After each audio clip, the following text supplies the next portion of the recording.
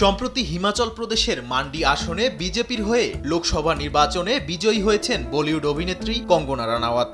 বৃহস্পতিবার পাঞ্জাবের চণ্ডীগড় থেকে দিল্লির উদ্দেশ্যে যাচ্ছিলেন তিনি। এমন সময় চণ্ডীগড় বিমানবন্দরে কর্তব্যরত সিআইএসএফ এর কুলিন্দর কৌর নামের এক নারী কনস্টেবল চর মারেন তাকে। এতে ক্ষিপ্ত হয়ে তাকে মারার কারণ জানতে চাইলে তিনি বলেন কৃষক আন্দোলন চলাকালীন আন্দোলন নিয়ে কটূক্তি করেন কঙ্গনা। ওই সময় নারী কনস্টেবলের মা কৃষক আন্দোলনের একজন সক্রিয় কর্মী ছিলেন।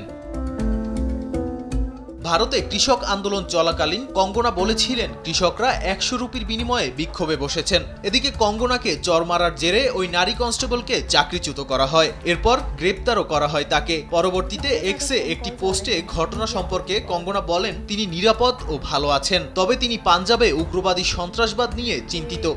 আতঙ্কবাদ ও উগ্রবাদ पंजाब में बढ़ रहा है। কুলিন্দর কৌরকে গ্রেপ্তারের পর তার সমর্থনে বিক্ষোভের ডাক দিয়েছে ভারতের কৃষক আন্দোলন করে আসা একাধিক সংগঠন। শুক্রবার ভারতের সংবাদ মাধ্যম ইন্ডিয়া টুডের এক প্রতিবেদনে বলা হয় কঙ্গনাকে থাপ্পড় মেরে গ্রেপ্তার হওয়া কনস্টেবল কুলিন্দর কৌরের বিরুদ্ধে অযৌক্তিক ব্যবস্থা নেওয়া হচ্ছে বলে অভিযোগ করেছেন কৃষক আন্দোলনকারী একাধিক সংগঠন।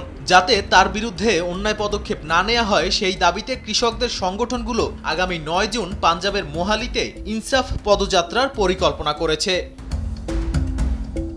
কনস্টেবল কুলিন্দর কৌর কৃষক পরিবারের সন্তান। কৌরের ভাই শের সিং একজন কৃষক নেতা। তিনি দেশটির কিষাণ মজদুর সংগ্রাম কমিটির সাংগঠনিক সম্পাদক পদে রয়েছেন।